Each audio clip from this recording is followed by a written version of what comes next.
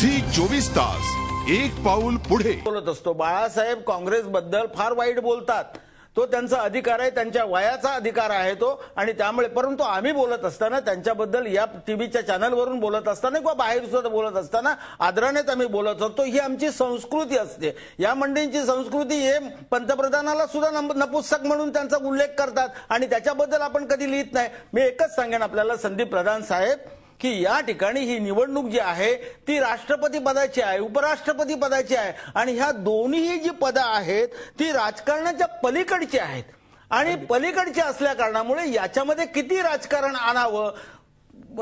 प्रणब मुखर्जींची उमेदवारी जाहीर झाल्याच्या नंतर, त्याने नॉमिनेशन भरल्याच्या नंतर संगमा आणि त्यांच्याबरोबर ते सुब्रमण्यम स्वामी ही मंडळी यांनी काय काय नाटकं केली, काय काय कशा कशा प्रकारचे आक्षेप घेऊन एक गोंधळ निर्माण करण्याचा, लोकांचा बुद्धिभेद करण्याचा प्रयत्न केला, हे पण आपण पाहिलं।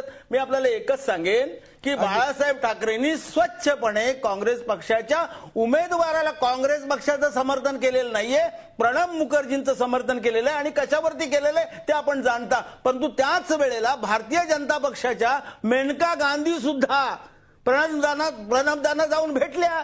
शत्रुघ्न सिन्हाने सुद्धा जाहीरपणे त्यांचं समर्थन केलं की अशा प्रकारचं म्हणजे व्यक्ती म्हणजे पण त्या पक्षाचे उमेदवार आहेत, पक्षामधले ते खासदार आहेत आणि एक मिनिट मला एक गोष्ट कळत नाही, त्यांना शुभेच्छा देऊ शकतात, त्यांना समर्थन नाही देऊ शकत। ज्यावेळी शिवसेनेचे नेते प्रणोदांना पाठिंबा देतात त्यावेळी ती व्यक्ती म्हणून तुम्ही मान्य करता, ज्यावेळी भाजपचे नेते जाऊन त्यांना भेटतात भाजपच्या नाही, मला एक सांगा की ते पक्ष म्हणून बाळासाहेब ठाकरे ज्यावेळेला निर्णय घेतात तर ते पक्ष म्हणून घेतात, परंतु ज्यावेळेला मेनका गांधी जाऊन त्यांचं समर्थन करतात किंवा शत्रुघ्न सिन्हा त्यांचं समर्थन करतात त्यावेळेला त्यांच्या पक्ष संघटनेमधले ते एक प्रमुख घटक आहेत। म्हणजे सांगायचा मुद्दा हा आहे की आम्ही गोंधळ निर्माण करण्यापेक्षा आम्ही एक मिनिट अमोलजी, आम्ही गोंधळ निर्माण करण्यापेक्षा यांच्या पक्षामध्ये जो गोंधळ निर्माण चाललेला आहे, मुंडे वर्सेस नितीन गडकरी, ठीक आहे, आपण विषयांतर नको करूया, हे जे काही चाललेलं आहे त्यांनी सुधारावं ना। अगदी आपण उत्तर घेऊ। अरे काय बोलतायत,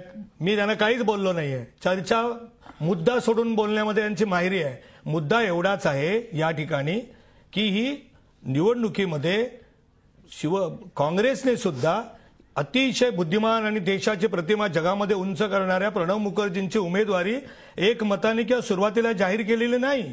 आपल्याला माहित आहे की मीडिया आणि काही लोकांनी, काही लॉबीजनी, उद्योगपतींच्या एक प्रकारचा दबाव आणल्यानंतर अपरिहार्य हेतूतून त्यांची उमेदवारी जाहीर केली।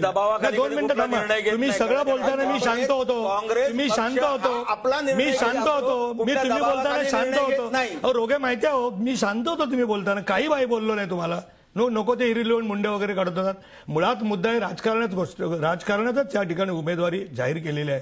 माननीय राजेंद्र बाबू, त्याच्यानंतर डॉक्टर झाकीर हुसेन, त्याच्यानंतर सर्वपल्ली राधाकृष्णन, 3 लोक जर सोडले आणि काही प्रमाणात त्या ठिकाणी KR नारायणन आणि अब्दुल कलाम यांनी त्या पदाची गरिमा वाढवली, परंतु त्याच्यानंतर झालेले जैलसिंग असतील किंवा त्याच्यानंतर फखरुद्दीन अली अहमद असतील, हे सगळे त्या ठिकाणी काँग्रेसचे आणखी त्यावेळेला हे राहिले। मला आता मुद्दा फक्त एवढाच म्हणायचं, संदीप प्रधानांना सांगायचं की आमची दारुण अवस्था वगैरे काय झालेली नाही आणि दारुण अवस्थेमध्ये उलट मित्र जवळ असला पाहिजे।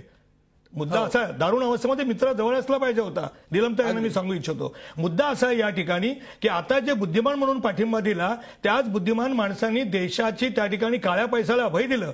या देशामधली आर्थिक स्थिती त्या ठिकाणी देशोधडीला लावली, गरीब माणसाला जीणं त्या ठिकाणी मुश्किल केलं। त्यावेळेला शिवसेनेने आम्ही सगळ्यांनी मिळून या अर्थमंत्र्यांनी देशाचं वाटोळं केलं म्हणून त्या ठिकाणी आम्ही त्यांच्यावर ओरडत होतो। मला असं म्हणायचं की आमचं बळ वगैरे काय गेलं नाही। भारतीय जनता पक्षाचे 2 खासदार होते, आम्ही सत्तेवर आलो। फिनिक्स पक्षासारखं आकाशात झेप घेण्याची धमक आहे आमच्यामध्ये, काही वेळेला काही काळ येतो असा, अगदी आमच्या धमक आहे। अगदी निलमताई काय म्हणाल, त्यांचा असा मुद्दा आहे की व्यक्ती म्हणून तुम्ही ज्यांना पाठिंबा दिला त्यांनी आर्थिक धोरणं देशामध्ये जी राबवली त्याच्यामुळे महागाई वाढलेली आहे, गरिबांचं जीणं मुश्किल झालेलं आहे। व्यक्ती म्हणून काय नेमकं प्रणब मुखर्जींमधलं भावलं शिवसेनेला? असं एक तर पहिलं म्हणजे कुठलाही पक्ष सत्तेत असतो तर त्यावेळेला त्याचं सगळ्या पक्षाचं मिळून धोरण अर्थमंत्री राबवत असतात। एकट्या अर्थमंत्र्याचं काही धोरण कुठेही नसतं आणि त्यामुळे जे धोरण राबवलं, जे अर्थमंत्री होऊन गेले भारतामध्ये, तर त्या प्रत्येकाने त्यांच्या पक्षाचं धोरण जसं राबवलंय तसं त्याचबरोबर तिथल्या आर्थिक परिस्थितीमध्ये आणि विशेषतः 90 सालानंतर जागतिक उदारीकरण आल्यानंतर आपण हे देखील चित्र पाहिलं की काही भूमिका, काही मुद्दे हे आर्थिक संपूर्ण उदारीकरणाच्या पार्श्वभूमीवर अपरिहार्यपणे राष्ट्रीय लोकशाही आघाडीला सुद्धा काही धोरणं जी आहेत ती तशीच्या तशी पुढे घ्यावी लागली, कारण आंतरराष्ट्रीय चौकटी आर्थिक ज्या असतात शिस्तीच्या त्याच्यामध्ये करावं लागतात. मी समर्थन करत नाहीये प्रणव कुमारजींचं, परंतु मी एक सांगायचा प्रयत्न करते की काँग्रेस पक्षाच्या धोरणाचं ते एक प्रतिनिधित्व करत होते आणि त्यामुळे त्यांनी त्या भूमिका घेतलेल्या आहेत. त्याच्यात अनेक भूमिकांवरती आज पंतप्रधानांशी सुद्धा पूर्वी आमचे मतभेद होते, विशेषतः मला एक इथे सांगायचंय, पंतप्रधानांच्या नेतृत्वाखाली अहवाल यांची मीटिंग झाली आणि अर्थ खाता आता ते म्हणायला लागले की गोष्टी बिघडल्या होत्या, आता आम्ही त्या आर्थिक विभागामध्ये चांगल्या गोष्टी आम्ही आता घडवून आणू. म्हणजे एक प्रकारे कबुली दिलेली आहे पंतप्रधानांनी की अगोदर नीट गोष्टी चाललेल्या नव्हत्या अर्थमंत्र्यांच्या कारकिर्दीमध्ये. तुमचा मुद्दा लक्षात आला. आपली वेळ संपली आहे. संदीप प्रधान, शेवटचे 30 सेकंद आहेत आपल्याकडे. ज्याप्रमाणे शिवसेना भाजपची ही युती आहे, ही युती तुटणार नाही, यांचा घटस्फोट होणार नाही असं तुम्ही म्हणता आहात. मात्र पूर्वीसारखं नातं आता राहील इथून पुढच्या काळात असं वाटतं का, की भांड्याला भांडं लागण्याचे प्रकार वाढत राहणार भविष्यात? नाही, त्यांच्यातली भांड्याला भांडं म्हणजे लागण्याचे वरचेवरच घडामोडी घटना घडलेल्या आहेत. यापूर्वी अनेक वेळा झालेल्या आहेत. अगदी चिमूरची जागा सोडण्यापासून जे वाद सुरू झाले शिवसेना भाजपमध्ये, म्हणजे जे ठळकपणे सांगता येतील असे, ते अनेक गेले काही 3-4 वर्ष सतत चालू आहेत. हा काही मुद्दाच नाहीये, प्रश्न तो नाही. आणि हरीश रोगे असं म्हणाले की पंतप्रधानांवरती टीका केली बाळासाहेबांनी, त्यांनी जो शब्द वापरला मी बाळासाहेबांनी नाही म्हटली, यांच्याकडून झाली. नपुंसक वगैरे जे आहे कळलं का नाही, हे टीका यांच्याकडून केली गेली, कळलं का नाही, यांचे जे समर्थक आहेत त्यांच्याकडून गेली. असं म्हणा, भारतीय जनता पक्षाने नपुंसक हा शब्द सुद्धा वापरलेला नाही. नाकारते याचा अर्थ तुम्ही काँग्रेस नाकारतेच आहे ना, त्याच्यात वाद काँग्रेस पंतप्रधानाच्या बाबतीमध्ये पंतप्रधान नाकारते त्यात राऊतांच्या बरोबरच आहे. कार्यक्षम अशा तऱ्हेचेच पंतप्रधान आहेत. राऊतांच्या बरोबरच होतं. संदीपजी, थोडक्यात तुमचा मुद्दा पूर्ण करा. आता अशी टीका सहन करून सुद्धा आज हरीश रोगे यांच्या उमेदवाराला, त्यांच्या पक्षाच्या उमेदवाराला आज जावं लागलं मातोश्रीवरती, तर हाच मला वाटतं एक मोठ्या प्रमाणावर शिवसेनेच्या दृष्टीने विजय आहे. पण त्याचबरोबर महत्वाची गोष्ट अशी आहे की कुठली निवडणूक ही वेगळी नसते.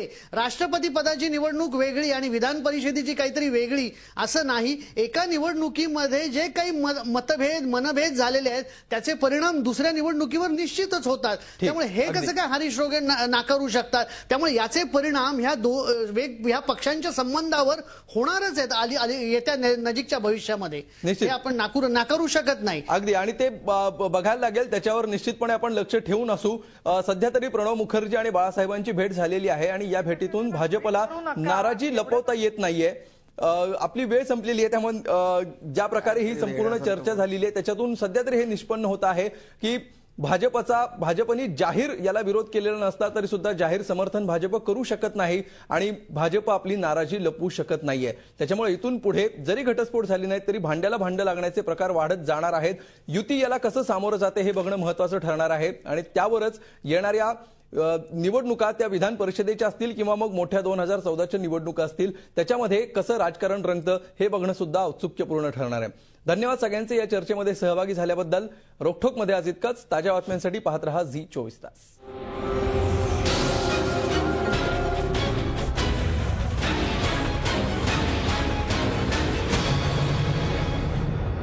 झी 24 तास, एक पाऊल पुढे.